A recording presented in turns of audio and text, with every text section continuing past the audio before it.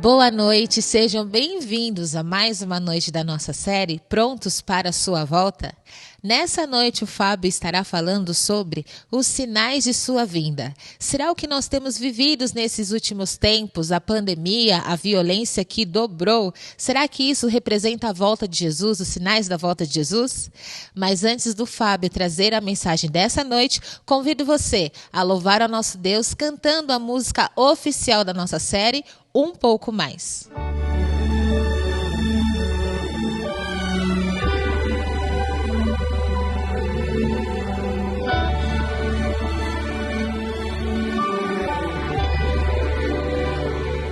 Mais uma vez escureceu e o sol se pôs no coração. Eu já não pude suportar, senti saudades do meu lar. Orei a Deus em aflição, a Ele abri meu coração. Foi quando alguém tocou em mim, eu ouvi Jesus dizer assim: é só um pouco mais, um pouquinho mais, logo irei aí te buscar. Amor real, há um rio de paz, há um céu que Deus chamou de lar.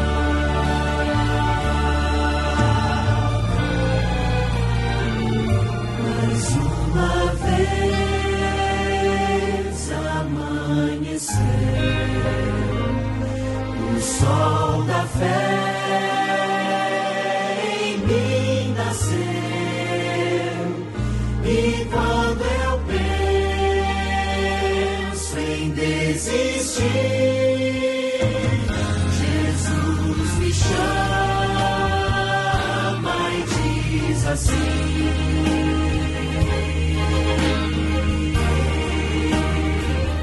é só um pouco mais, um pouquinho mais, logo irei aí te buscar. Amor real, há um rio de paz, há um céu que Deus chamou de lar. É só um pouco mais, um pouquinho mais, logo irei aí te buscar. Amor real, há um rio de paz, há um céu que Deus chamou de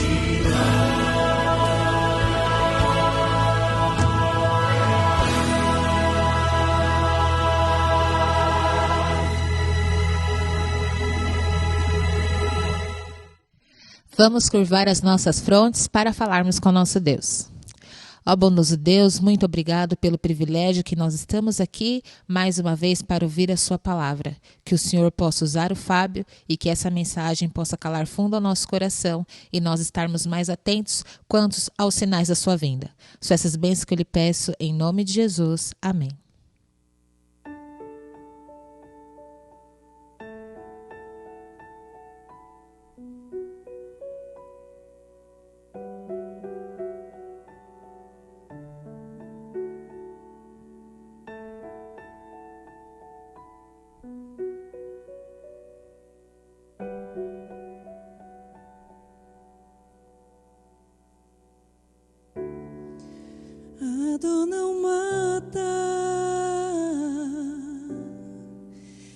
que Deus está presente. Só quem caminha com Ele entende o valor de uma lágrima derramada no altar da dor, enxugada pelas mãos do Consolador.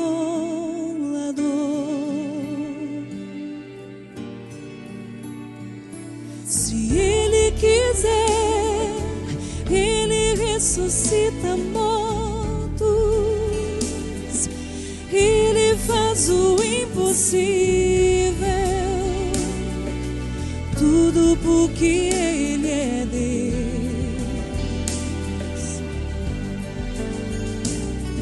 Mas se Ele não quer que aconteça do meu jeito,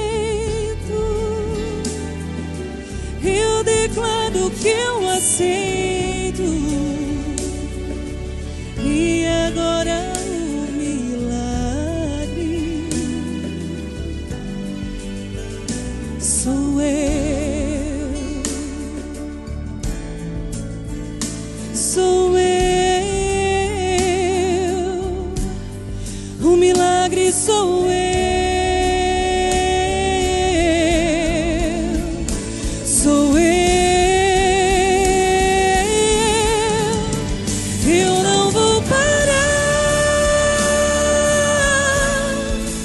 Vou continuar te adorando, Deus. O milagre sou eu. Sou eu. Eu não vou parar. Vou continuar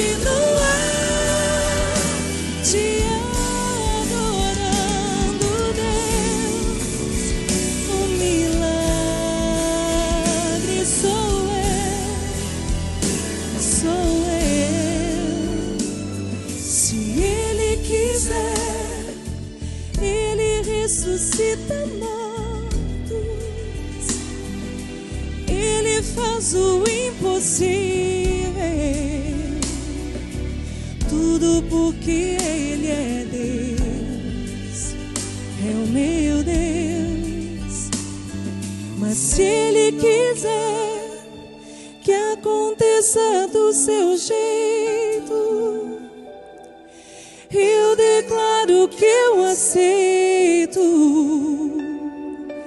E agora o milagre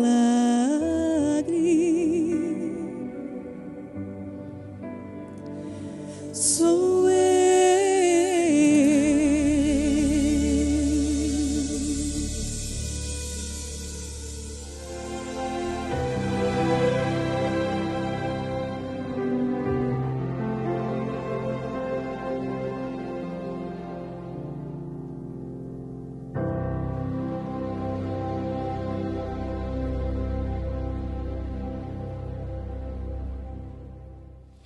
Boa noite, querido amigo, querido irmão que nos escuta, nos ouve, nos vê. Estamos participando do 4º encontro desta série, Prontos para a Sua Volta. Quero iniciar fazendo uma pergunta para você essa noite. O que você faz quando você está dirigindo em qualquer pista e você se depara com um semáforo que está demonstrando ali o sinal vermelho? Você segue adiante? Você dá meia volta? O que você faz? Quando o sinal está verde, qual é a atitude normal ao estar ali com o seu carro e o semáforo apresentando este sinal? Queremos falar nessa noite um pouquinho sobre sinais. E esses sinais, como por exemplo o sinal do semáforo, ele tão somente é uma coloração específica para demonstrar uma atitude certa e concreta que eu como motorista, ou você como motorista, devemos ter. No caso do sinal vermelho, eu devo parar, para que os que estão dirigindo no sentido contrário, na outra pista, possam então se locomover. Por outro lado, quando o sinal está verde, aí então eu posso dar sequência à minha viagem, engatando a marcha e saindo com o meu carro normalmente. Já o sinal amarelo, ele requer um pouco de atenção. Eu devo também dar uma parada, uma averiguada, para ver o que está acontecendo com mais atenção. Sinais da sua vida. Nessa noite, quem sabe eu estarei decepcionando alguém, se você está conectado com o objetivo de, nesta série, mostrarmos a você a data exata da volta do retorno de Cristo. Eu lamento lhe informar, mas ainda não temos essa data. A palavra de Deus não nos apresenta este fato. Queremos realmente ficar apenas nos sinais. Há uma série de fatores, há uma série de ideias, de conceitos, de situações que são apresentadas na palavra de Deus, que nos mostram o tempo em que estamos vivendo. Essa foi a curiosidade dos discípulos quando estavam andando com Jesus há 2000 anos atrás. Essa é a minha e a sua curiosidade hoje também como cristãos. Estamos vendo acontecimentos ímpares na história da humanidade. Estamos sentindo na pele situações que nos comovem, nos intrigam, nos irritam. Jesus vai voltar? Quando ele irá voltar? Por que ele deve voltar? Sinais, ou os sinais da sua vinda. Um grande teólogo americano do século passado, chamado A.W. Tozer, ele disse assim, e eu achei interessante, ele escreveu vários livros e vários pensamentos, e esse especificamente me chama a atenção, e eu selecionei para apresentar a você nessa noite. Ele diz assim: é perigoso estar tão ocupado que você não tenha tempo para esperar Deus. Você já parou para pensar sobre isso? Quem sabe a minha vida, a sua vida, quem sabe os nossos negócios, quem sabe a nossa ansiedade, quem sabe os problemas familiares, os problemas no trabalho, enfim, estejam tirando você do objetivo principal, que é aguardar, que é se preparar para o encontro com o Salvador Jesus Cristo. E é claro, tudo que nos estejam tirando deste foco será prejudicial para o nosso preparo, para o nosso crescimento e para a nossa atenção neste foco específico desse acontecimento que estamos apresentando há algumas noites. Jesus está voltando. Eu estou preparado? Você está preparado? Então, analise comigo. É perigoso estarmos ocupados de tal maneira que nós não tenhamos tempo para aguardar ou nos prepararmos para o maior evento, para algo que é mais importante, ou melhor, o único fato que seria importante para nós neste momento da humanidade, a volta do Salvador. Já Nancy Gibbs, falando sobre sinais, falando sobre milagres, ela diz assim, e você já deve ter ouvido esse comentário também, esse pensamento. Ela diz assim: para os verdadeiros crentes, nenhum milagre ou nenhum sinal é necessário. Para os incrédulos, nenhum milagre é suficiente. Se eu creio que Deus vai voltar, se eu creio que Deus é soberano, se eu tenho a Deus como o Senhor, Criador, mantenedor e Salvador da minha vida, nenhum milagre é necessário, porque a palavra já me basta. Por outro lado, se eu e você não cremos em nada disso que estamos falando, nem que apresentássemos o maior milagre, algo mais fantástico, isso também não seria suficiente. Portanto, eu chamaria você para analisar a questão da estupidez humana. O que é ser um estúpido, espiritualmente falando? Ser um estúpido significa conhecer a verdade, conhecer a palavra de Deus, ouvir esta verdade, vir até a igreja, ouvir um bom sermão, ver essa verdade, isto é, analisar os fatos e ver os acontecimentos ocorrendo à minha vista, à sua vista, e ainda assim preferimos acreditar na mentira. Sinais. Os sinais da volta de Jesus. Eu achei interessante na pesquisa para este sermão especificamente, nesta série, o fato de que a palavra de Deus não apresenta apenas os sinais que nos mostram o tempo ou as condições em que o mundo estaria para a volta de Jesus. A palavra de Deus, de Gênesis a Apocalipse, apresenta vários sinais sobre várias situações. Eu chegaria a dizer que para cada grande acontecimento na história da humanidade, desde a criação até o tempo presente, Deus deixou reservado na sua palavra pelo menos 1 ou 2 sinais, ou mais sinais ainda. Do hebraico e do grego, a palavra sinal significa o que nós já estamos falando, uma marca distintiva ou um milagre específico. Do hebraico é a palavra ot, e do grego a palavra semeion. Interessante que Deus fez questão de deixar claro na sua palavra que, através dos sinais, através de acontecimentos, através de fatos ou situações, deixar distintiva as marcas na natureza miraculosa que também confirma não somente a divindade ou a mensagem inspirada da palavra de Deus, como também a autoridade divina. Isto é, quem apresenta esses sinais? Quem disse que faria alguma coisa?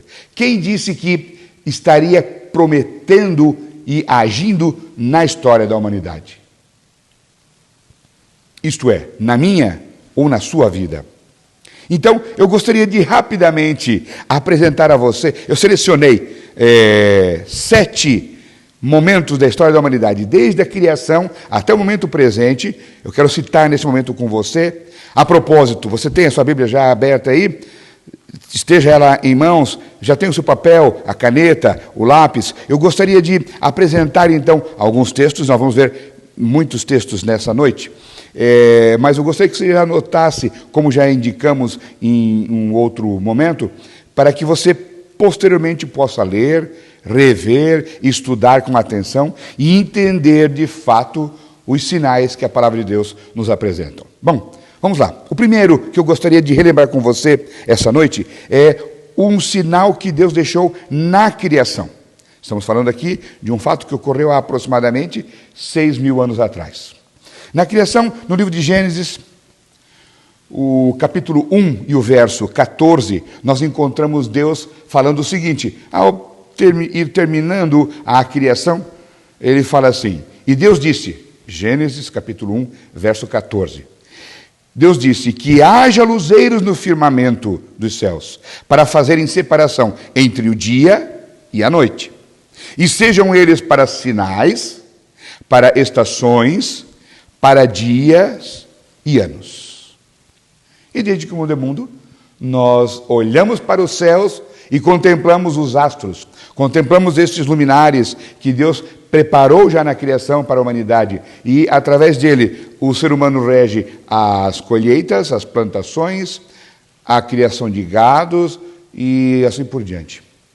Dias sucedendo outro dia e a noite, e os astros comprovando que são sinais que marcariam estações, marcariam o dia, a parte clara, e também a parte escura.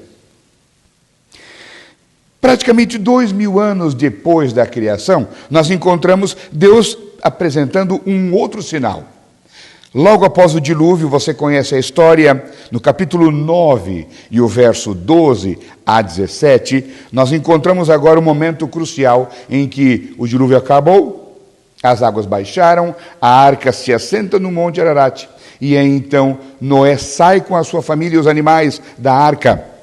E a primeira ideia que Noé teve foi preparar um altar e apresentar uma oferta a Deus. E então Deus disse o seguinte, você conhece a história: este é o sinal da minha aliança que faço entre mim e vocês e entre todos os seres vivos que estão com vocês, para todas as futuras gerações. Porei o meu arco entre as nuvens, e ele será um sinal da aliança entre mim e a terra. Quando as tempestades vierem, me lembrarei de não mais destruir a terra com água. Vemos aqui um outro sinal, marcando um evento interessante. E de lá para cá, toda vez que nós vemos uma tormenta, vemos uma tempestade, se olharmos com atenção em algum local, vamos encontrar ali o arco de Deus, o famoso arco-íris, que mostra que Deus não se esquece de suas promessas. O sinal que ele permitiu aparecer no céu é o sinal que eu e você conhecemos. A terra jamais será destruída novamente com água. A palavra de Deus diz agora em 1 Pedro que a terra será destruída novamente, mas será destruída agora com fogo, não mais com água. Mais ou menos 1000 anos depois, nesse nosso calendário de sinais que estamos mencionando a você para chegarmos depois nos sinais da volta de Jesus, nós estamos agora no Êxodo, o livro de Êxodo, capítulo 12, verso 13. Mais ou menos 1000 anos depois, nós encontramos o povo de Israel prontos para sair do Egito e voltar, ou ir agora se dirigir para Canaã. As pragas haviam caído. Estamos agora exatamente no momento em que iria cair, ou na noite que iria cair, a 10ª praga. Capítulo 12, verso 13, vemos ali, com um preparatório todo especial, Deus institui a Páscoa, a cerimônia da Páscoa, que seria agora comemorada como libertação. Naquela noite, os primogênitos morreram, daqueles que não acreditavam na promessa de Deus, não se prepararam para esse evento. Já o povo de Deus, então, se preparou para o evento, arrumando um cordeiro para comerem com ervas amargas, e agora, com toda a sua mudança nas mãos, eles comem essa última Páscoa, que se representava agora o Cordeiro de Deus, que viria e morreria em nosso lugar, mas também, neste momento, os libertaria do cativeiro egípcio. E então Deus diz assim para Moisés: o sangue será um sinal para indicar as casas em que vocês se encontram.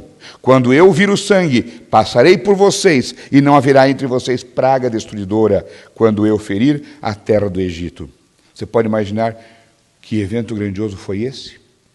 Quando o anjo veio para dar cabo, ou fim, a todos os primogênitos. Passava uma casa de um hebreu, e ali nos umbrais da porta estavam marcados com o sangue daquele cordeiro. Mostrava que naquela casa eles acreditavam na libertação de Deus. E o anjo destruidor passava por cima, os poupou, conservando a vida. Mais ou menos 1000 anos depois, estamos mais perto dos nossos eventos agora, Deus apresentou vários sinais sobre o nascimento ou a primeira vinda do Messias à Terra. Mais especificamente, Lucas, no capítulo 2, verso 12, ele apresenta o nascimento do Salvador no seguinte comentário que ele faz. Lucas, capítulo 2, e o verso 12. Nós lemos assim: e isto será a vocês um sinal, servirá de sinal. Vocês encontrarão uma criança envolta em faixas e deitada numa manjedoura. Poderíamos ficar aqui nessa noite apenas citando aproximadamente 62 sinais ou profecias, apresentando o momento, confirmando o momento da primeira vinda de Cristo a essa terra. Mas queremos apenas ficar com este evento. Todos aqueles que se dirigiram a Belém e encontrariam o menino Jesus, o Filho de Deus, envolto em faixas, numa manjedoura. Por quê? Porque nenhuma estalagem, nenhum hotel, nenhuma casa de família pôde recepcionar a Jesus naquela ocasião. Havia um recenseamento e a cidade estava superlotada. Cederam a José e Maria apenas uma estrebaria, um local onde eram guardados os animais à noite. E ali, o Filho de Deus nasceu, se tornou homem e começou a sua vida nessa terra. O quinto sinal que eu gostaria de mencionar a você nessa noite é já um comentário na realidade, porque eu disse no início da mensagem hoje, a curiosidade tanto dos primeiros cristãos é a mesma nossa como cristãos no presente século. Jesus estava andando com os discípulos, conversando, e nós vamos nos ater mais adiante no capítulo 24 de Mateus, onde especificamente Deus apresenta ou lista ali uma série de sinais. Mas o comentário básico começa com uma pergunta dos discípulos. Eles estavam observando o templo, e aí então os discípulos falam: olha, mestre, veja que coisa linda o nosso templo. E de fato, podemos dizer que foi uma das maravilhas do mundo antigo, o templo de Israel. De longe havia um brilho especial, porque ele foi todo preparado com pedras, recoberto com pedras de mármore e os retoques em ouro, então ele era muito brilhoso, muito vistoso. E eles disseram: que magnífico é esse local, Senhor, o local da nossa adoração. E Jesus disse: vocês estão vendo esse templo aí? Não ficará pedra sobre pedra, sendo que tudo será destruído. E aí então vemos a pergunta que está registrado. Os evangelistas mencionam mais especificamente o evangelista Marcos, no capítulo 13 e o verso 4, ele menciona então o comentário dos discípulos ao dizer assim: diga-nos, Senhor, quando estas coisas vão acontecer e que sinal haverá quando todas elas estiverem para se cumprir. E aí Jesus passa a mencionar os fatos. O sexto sinal que eu quero mencionar a você é uma parte da resposta de Jesus ao apresentar os sinais da volta de Jesus. No meio dos seus comentários, e nós vemos aqui novamente o evangelista Marcos mencionando isto, e o apóstolo Paulo confirmando, que vamos apresentar dois textos. Marcos capítulo 13, verso 22, Marcos capítulo 13, verso 22, e 2 Tessalonicenses capítulo 2, e o verso 9. 2 Tessalonicenses, capítulo 2 e o verso 9. Diz assim a palavra de Deus: porque surgirão falsos cristos, falsos profetas, operando sinais e prodígios. Com que objetivo? Para enganar, se possível, os próprios eleitos. Querido amigo, querido irmão que me escuta, que me vê nesse momento, eu gostaria que você parasse agora e analisasse comigo. Estamos vivendo num tempo especial. Vamos ver mais adiante os mais sinais claros da volta de Jesus. Jesus mencionou aos discípulos, e essa declaração cai em nossos ouvidos agora como uma advertência. Jesus falou que o próprio Satanás iria apresentar, através de falsos cristos e falsos profetas, operações de sinais e prodígios com um único propósito: enganar a eu e a você. Pense comigo. Estamos nós firmados na palavra de Deus? Compreendemos de fato os tempos em que estamos vivendo? Paulo continua fechando essa ideia, como disse no texto de 2 Tessalonicenses, capítulo 2, verso 9, quando ele diz assim: ora, o aparecimento do iníquo é segundo a ação de Satanás, com todo o poder, sinais e prodígios de mentira. Ora, se estamos aqui falando de sinais, e o próprio Salvador nos adverte de que o inimigo estaria apresentando sinais falsos, com o objetivo de nos desviar da palavra de Deus, de nos desviar do nosso preparo e da nossa espera para esse maior acontecimento que é o retorno do Salvador, quão alertas deveríamos estar? Quão preparados já estamos ao contemplarmos, ao visualizarmos os sinais que nos advertem, nos comprovam de que Jesus está às portas. Especificamente, o sétimo sinal que eu gostaria de mencionar a você está registrado no Evangelho de Lucas, no capítulo 21, verso 20. Por quê? Nós vamos ver aqui, entre os evangelhos, mas Mateus é mais específico no capítulo 24, quando os discípulos perguntam ao Salvador: Senhor, que sinais haverão da sua vinda? Jesus menciona não somente os sinais da sua segunda vinda, mas também os sinais da destruição de Jerusalém. Por que esse fato? Lembra que comentamos há pouco, e nós vamos ler especificamente no capítulo 24 de Mateus. Jesus estava com os discípulos do lado de fora do templo, num dos pátios, e contemplando a beleza arquitetônica do templo. E a pergunta começou, a discussão sobre os sinais da volta de Jesus se iniciaram por esse comentário dos discípulos: Senhor, está vendo que bela construção? Que lindo templo que temos para adorar a Deus? Jesus disse, e eu repito, não ficará pedra sobre pedra, sem que tudo seja destruído. Jesus estava nesse momento se referindo à destruição de Jerusalém, que ocorreria por volta de 40 anos depois dessa declaração, no ano 70. Então, no capítulo 21 de Lucas, verso 20, nós vemos o médico Lucas dizendo assim: quando porém, palavras de Jesus, quando porém vocês virem Jerusalém sitiada de exércitos, saibam, está próxima a sua devastação. Vejam, queridos, Jesus deixou claro os eventos, os sinais que antecederiam tanto a destruição de Jerusalém quanto a sua segunda vinda. Observem, eu quero ler textualmente a declaração que é feita por Flávio Joséfo no seu livro Guerras Judaicas. Ele, lembram-se, foi um historiador que viveu naquela ocasião. Ele diz assim: em outubro de 66 da era cristã, quando Céstio atacou a cidade, mas por motivo ignorado, retirou rapidamente o seu exército, os cristãos viram nisso o sinal predito por Cristo e fugiram. Os cristãos que conheciam a palavra de Deus e se lembraram dos sinais, das advertências de Jesus, entenderam que este era o momento para sair de Jerusalém, porque pouco tempo depois ela seria destruída. Ele continua, Flávio José. Após o recuo de Céstio, no capítulo 20 do livro Guerras Judaicas, que muitos dos mais eminentes dos hebreus fugiram da cidade como se saíssem de um navio prestes a submergir. É fato notável, diz ele, que no terrível cerco ocorrido 3 anos e meio mais tarde, sob o comando de Tito, nenhum cristão sequer, quanto se saiba, perdeu a sua vida. Por quê? Porque haviam saído naquele primeiro cerco, no cerco de Céstio. Agora, escute o comentário final dele. Enquanto que 1.100.000 judeus se afirma terem perecido na destruição devastadora de Jerusalém. Temos aqui, então, uma lição muito incisiva do valor e a importância de estudarmos as profecias e crermos nela, e darmos ouvidos aos sinais dos tempos.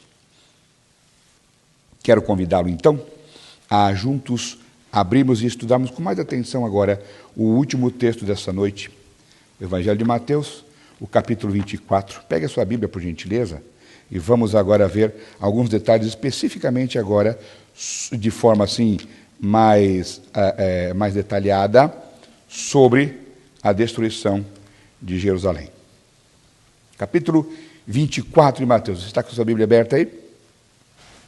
Vamos ler agora textualmente o que eu citei há pouco. Eu li na tradução King James atualizada. Ele diz assim: Então, Jesus saiu do templo e, ao caminhar, seus discípulos chegaram mais perto dele para lhe apontar as construções do templo. Ele, entretanto, lhes observou: Estais vendo todas estas coisas? Com toda certeza eu vos afirmo que não ficará aqui pedra sobre pedra, pois que serão todas derrubadas. É o início dos comentários que vamos ver agora na sequência, os sinais que Jesus passa a apresentar. Dado esse incidente, eles estavam embevecidos com a beleza do templo, e Jesus começa a dizer: não, vocês estão enganados. Isso tudo que está aqui, esta beleza toda, vai desaparecer. Observe o que ele fala nos versos a seguir. Porque no verso 3, os discípulos agora levam Jesus a responder, então, declarando os sinais. Verso 13 do capítulo 24 diz assim: Tendo Jesus se assentado no Monte das Oliveiras, os discípulos chegaram até ele em particular e pediram: Dize-nos, quando ocorrerão essas coisas? E qual será o sinal da sua vinda e do final dos tempos? Então Jesus começou a revelar, diz o verso 4. E ele começa com uma advertência, e eu quero passar essa advertência a você nessa noite. No verso 4, Jesus diz assim: Cuidado, que ninguém vos seduza. Cuidado, diz que sabe a sua tradução, ninguém vos engane. Podemos ser enganados com respeito aos eventos, aos sinais que antecedem a volta de Jesus. E eu quero dar um alerta a você nesse momento. Há, na atualidade, várias emissoras de televisão e vários eventos, até filmes montados por Hollywood, que pretendem apresentar os últimos acontecimentos da volta de Jesus. Uma série que teve sucesso nos Estados Unidos, chamado Deixados para Trás. Ela apresenta uma visão totalmente distorcida da realidade da palavra de Deus. Aqui no Brasil, uma outra emissora de televisão tem apresentado novelas, filmes, séries, todas com o propósito, segundo eles, de nos fazer entender o que Deus diz em sua palavra. Mas, infelizmente, boa parte do que apresentam ali não está sequer mencionado nas Escrituras. Eu preciso que você tenha isso em mente, porque Jesus mesmo advertiu, acabamos de ler aqui o verso 4, cuidado, para que ninguém vos engane. Querido amigo, querido irmão, você tem certeza do que você crê com respeito à volta de Jesus? Você entende de fato os sinais que Jesus apresenta em sua palavra? E você consegue, acima de tudo, ver e contemplar nos eventos, nos acontecimentos à sua volta, que estão demonstrando que estamos realmente muito próximos de sermos testemunhas da história e vermos com nossos próprios olhos a volta de Jesus. Mas, como eu disse, antes da volta, precisamos ter certeza de estarmos entendendo os sinais. Não confunda, os sinais não se referem à volta de Jesus.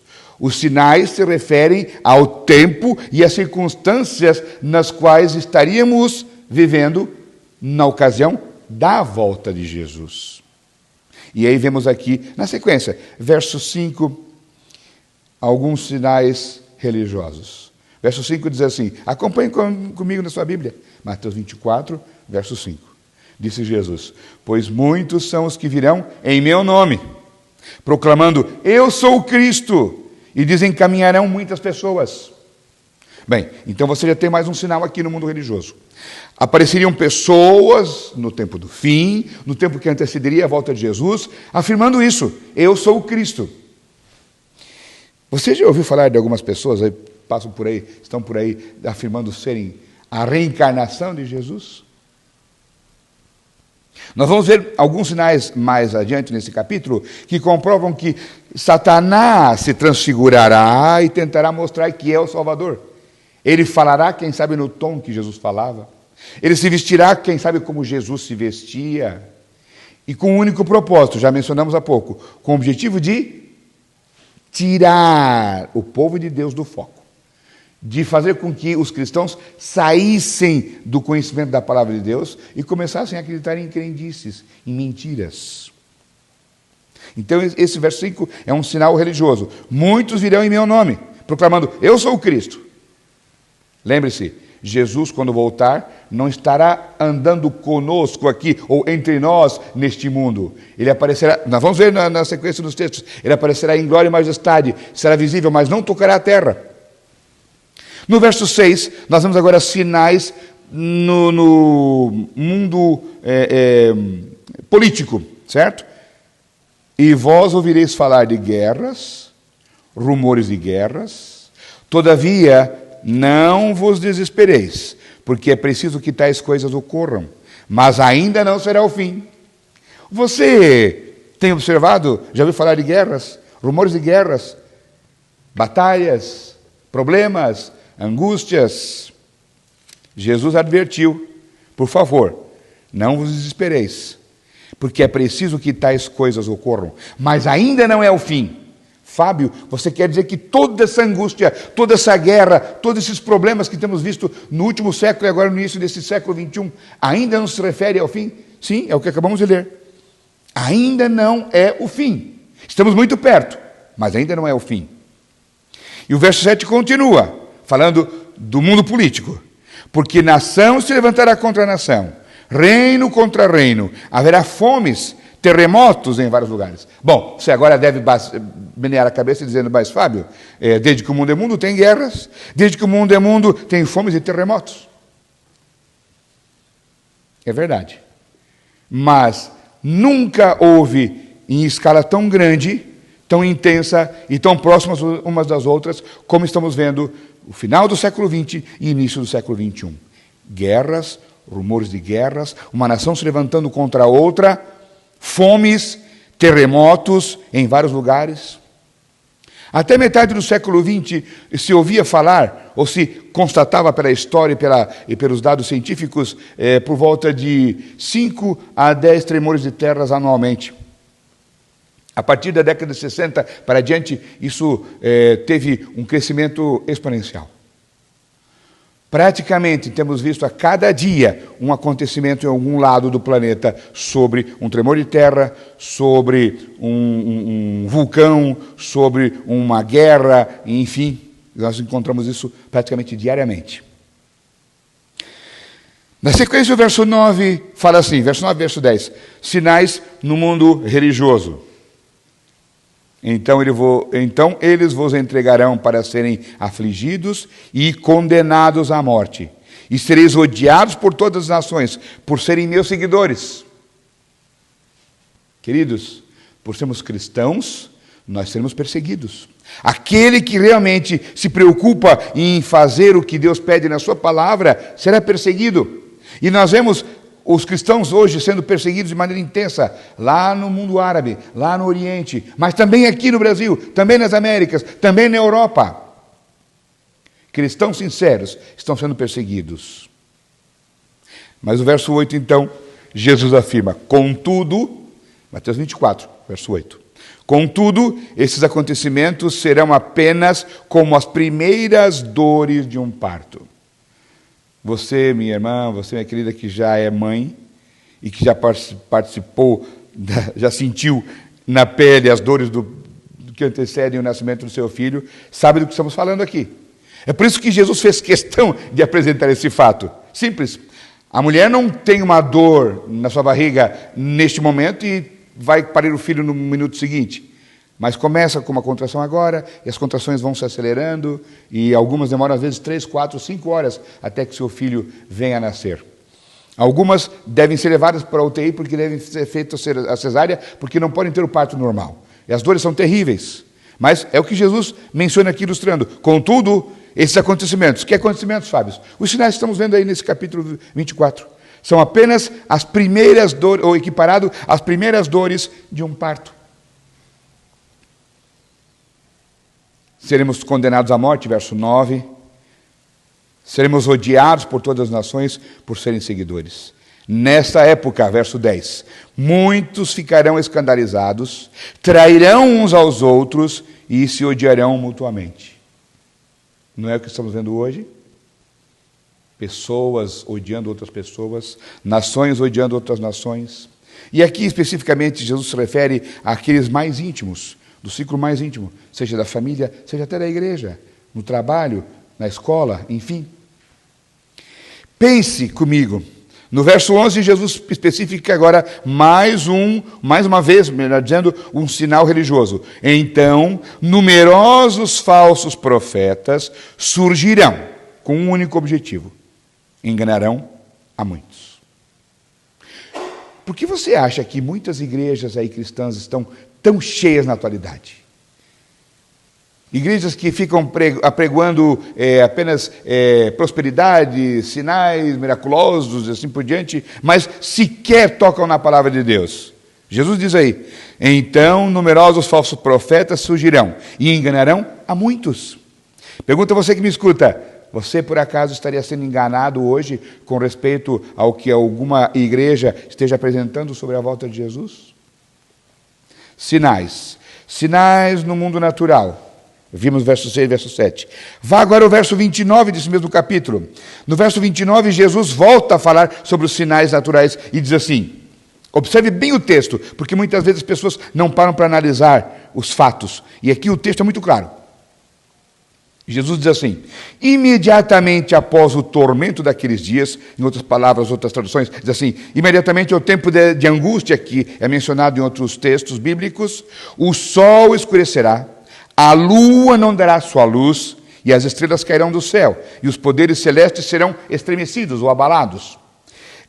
Queridos, esse evento aqui, ou esses sinais que nós temos descritos na história, inclusive comprovam com data que eu quero listar rapidamente agora, comprovam o início chamado do tempo do fim, quando a partir de 1844 nós encontramos a última fase de Jesus no julgamento que ocorre no céu hoje e que antecede a volta de Jesus. Por que esse fato? Simplesmente porque, primeiramente, todo o trabalho de Jesus aqui na terra foi exemplificar o sistema cerimonial que ocorria no antigo Israel e que mostra, até para a igreja cristã atual, o trabalho de Jesus ao vir ao mundo, ao ser a vítima, ao dar a sua vida, ao ressuscitar, e como o sumo sacerdote fazia no chamado dia de juízo no antigo Israel, havia o dia de acerto de contas.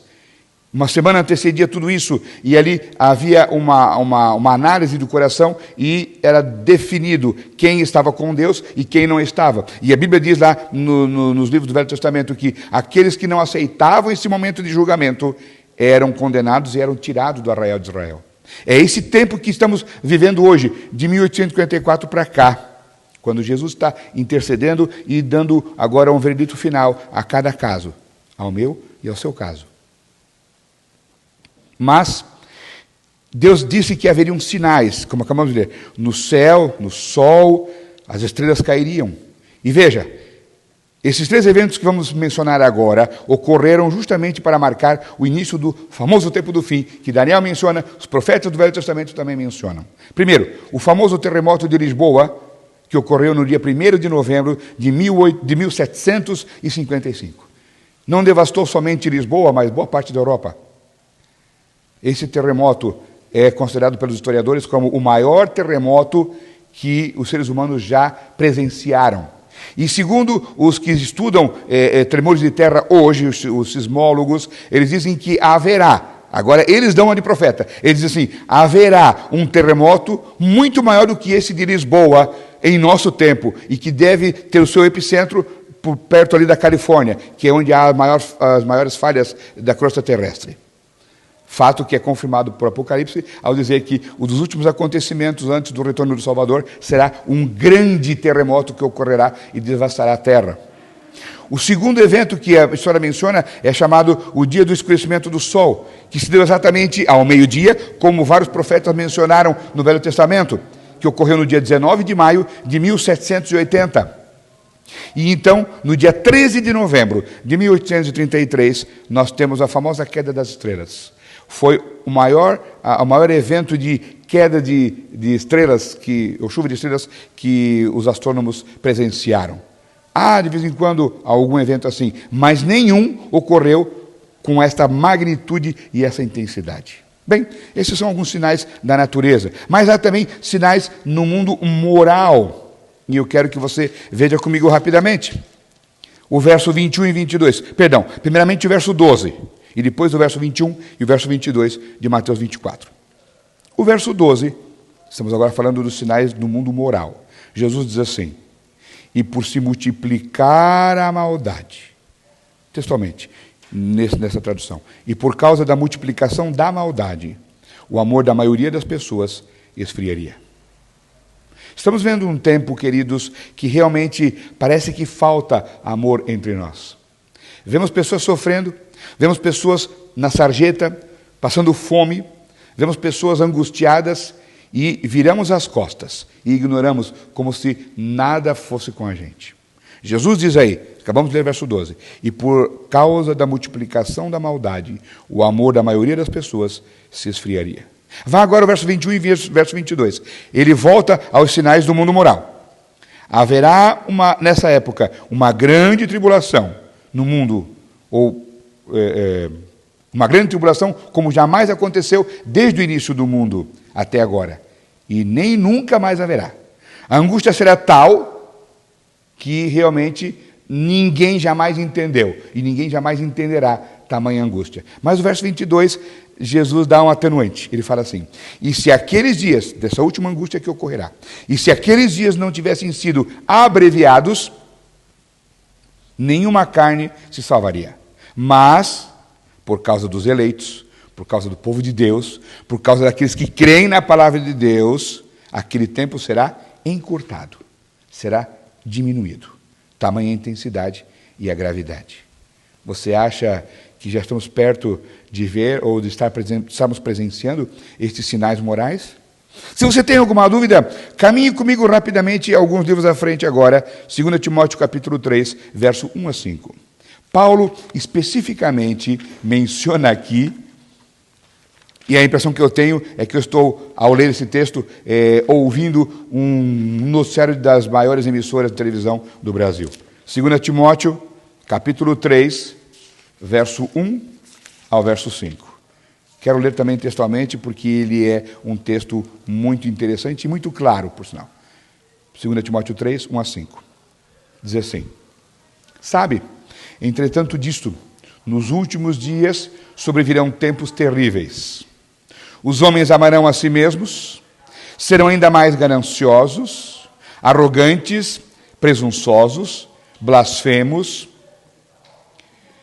desrespeitosos aos pais, ingratos, ímpios, sem amor, incapazes de perdoar, caluniadores, sem domínio próprio, cruéis, inimigos do bem, traidores, inconsequentes, orgulhosos, mais amigos dos prazeres do que amigos de Deus.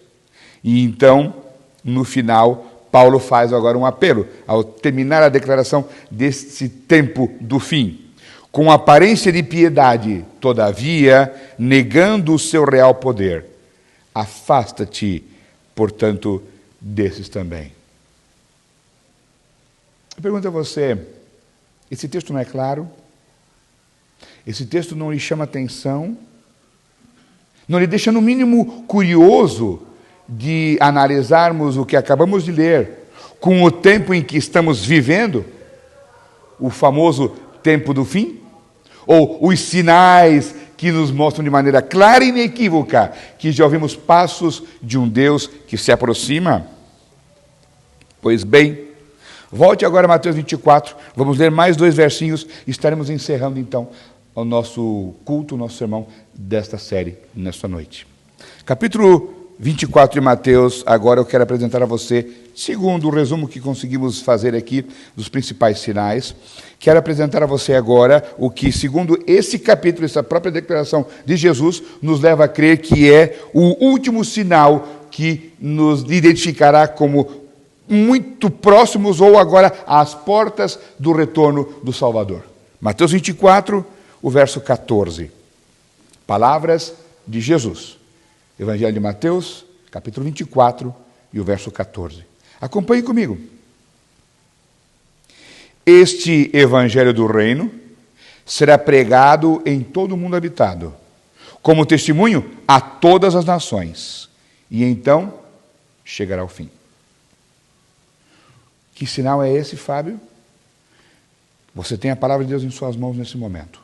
Jesus disse que quando esta verdade, quando este precioso livro fosse apresentado de maneira clara a todo mundo, em testemunhos, diz aí, quem sabe a sua tradução, a todas as gentes, então chegará o fim. Então, Jesus estará pronto para retornar em glória e majestade. Você tem o privilégio, nessa noite, de estar revendo, de estar analisando estes sinais, essas declarações do próprio Salvador Jesus Cristo, falando a mim e a você essa noite, de que Ele está às portas. O mundo natural, o mundo moral, o mundo político e religioso demonstram a cada dia, a cada momento, a cada um de nós, que estamos vivendo os últimos momentos da história da humanidade. De fato, se Deus não demorar muito mais, porque Ele virá no tempo certo, nós, eu e você, seremos testemunhas desse grandioso, o maior evento da história da humanidade. Jesus teve 2 intervenções na história deste mundo.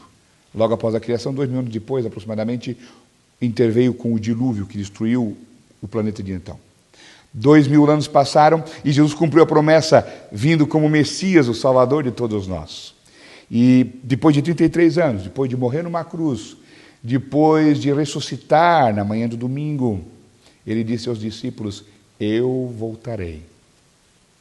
E eu e você hoje, que estamos vivendo o ano de 2020, em meio a esta grande pandemia, estamos hoje angustiados, querendo que tudo se resolva, querendo voltar à vida normal. E eu quero antecipar-me no comentário e dizer que, se você pensa que voltaremos à dita normalidade que tínhamos há tempo atrás, lamento informar, mas isso será impossível. O mundo não está sendo mais o mesmo depois dessa pandemia. E eu e você também não podemos continuar sendo os mesmos. Então, resta fazer a você, nessa noite, o meu apelo ao terminar a mensagem. Você está com a Bíblia aberta no capítulo 24 de Mateus? Você acabou de ouvir aqui o verso 14, apresentando o fato de que o último sinal seria esse. Por quê? Depois do evangelho pregado, eu e você tomamos a decisão, Jesus vai voltar. Então, eu encerro com o verso anterior, o verso 13. E esse 13 é um apelo que Jesus fez aos discípulos há 2.000 anos atrás. E é o apelo que Ele faz a mim e a você nessa noite, caro amigo, caro irmão. Você que está aí angustiado, você que está aí apavorado, você que está aí triste porque perdeu um ente querido, porque perdeu seu emprego, porque está doente, Porque quem sabe o seu filho está passando por algum problema com drogas, que a esposa, quem sabe, abandonou, eu não sei qual é o seu problema. Eu sei de uma coisa, se nós seguirmos a declaração do verso 13 e nos mantivermos firmes em Jesus, nós, além de sermos testemunhas da história, faremos parte do grupo dos salvos, que estaremos com o Salvador por toda a eternidade. Palavras de Jesus, Mateus 24, verso 13. Aquele, porém, que continuar firme até o final, será salvo. Eu não posso parar no meio do caminho. Eu não posso desistir de Deus. Eu não posso desistir de sua palavra. Eu sei que o mundo e Satanás têm feito de tudo para que eu e você nos desviemos do foco. Mas eu apelo a você, apelo ao seu coração nessa noite. Por favor, não desista. Por favor, continue a sua caminhada. Já ouvimos passos de um Deus que se aproxima. Tudo ao nosso redor neste mundo comprova que o mundo não vai mais além. Não há condições. Jesus está voltando. Se eu e você continuarmos firmes ao lado dele, crendo nas preciosas verdades desse livro, seremos salvos.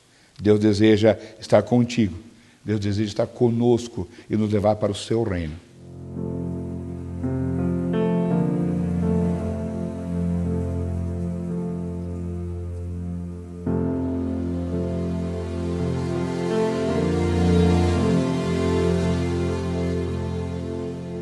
Breve o dia findará, quando Cristo voltar, e a noite não existirá. Jamais a trombeta soará, e ao sinal se avistará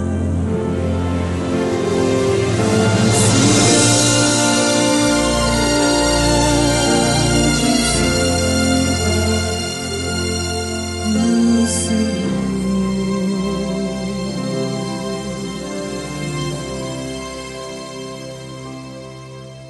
Virá o Senhor, todo olho o verá, e eu irei para a nova Jerusalém.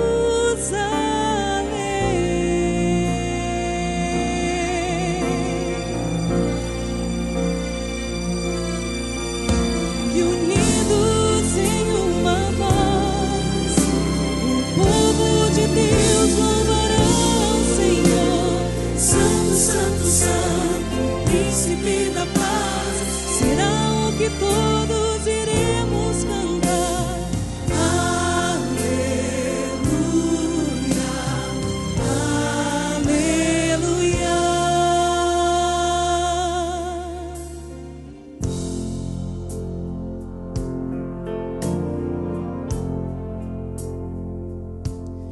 Breve o dia findará, quando Cristo voltar, e a noite não existirá. Jamais haverá pranto e dor, ranger de dentes e aflições para quem não aceitar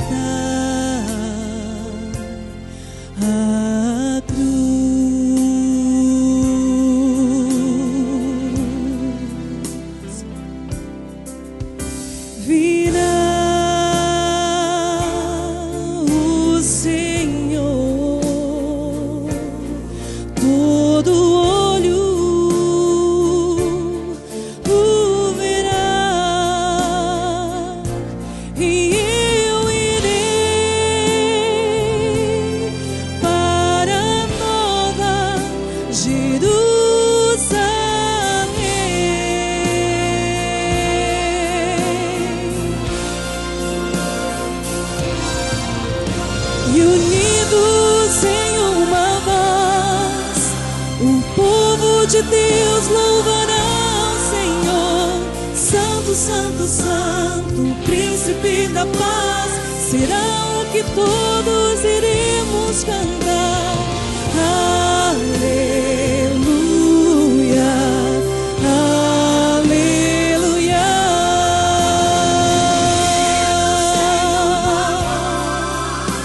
O povo de Deus louvará o Senhor. Santo, Santo, Santo, o príncipe da paz, será o que todos iremos cantar. Aleluia,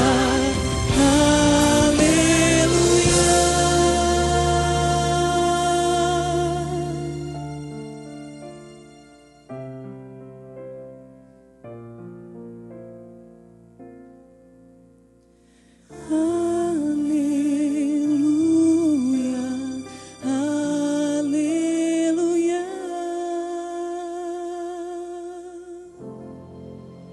Amém. Mantenha-se firme, querido irmão. Jesus está voltando. Que Ele te abençoe ricamente nessa noite, é meu desejo e a minha oração. Feche seus olhos, vamos falar com Deus. Bondoso Deus, eterno Pai, nós louvamos o Teu nome mais uma vez pela oportunidade que tivemos de estudarmos a Tua Palavra, de relembrarmos alguns sinais, alguns acontecimentos que as Escrituras nos apresentam. Reconhecemos, Senhor Deus, somos falhos. Reconhecemos que muitas vezes temos permitido que a angústia, os problemas, as dificuldades e o pecado nos assediem e nos levem para longe de Ti. Rogamos, Senhor, toma-nos em Teus braços de amor. Nos coloca no caminho novamente. Acima de tudo, Senhor Deus, aclara nossa mente e abranda o nosso coração. Ao compreendermos esses sinais e entendemos o tempo em que estamos vivendo, dá-nos, Senhor Deus, a perseverança de continuarmos ao Teu lado, crendo nas Tuas promessas, para muito em breve fazermos parte do grupo dos salvos. Abençoe de maneira especial todo aquele amigo, aquele irmão que nos ouve, que nos vê nesta noite, neste programa. Toca o coração deles e prepara-os para juntos estarmos contigo muito em breve. São essas bênçãos que rogamos e desde já agradecemos no Teu nome. Amém.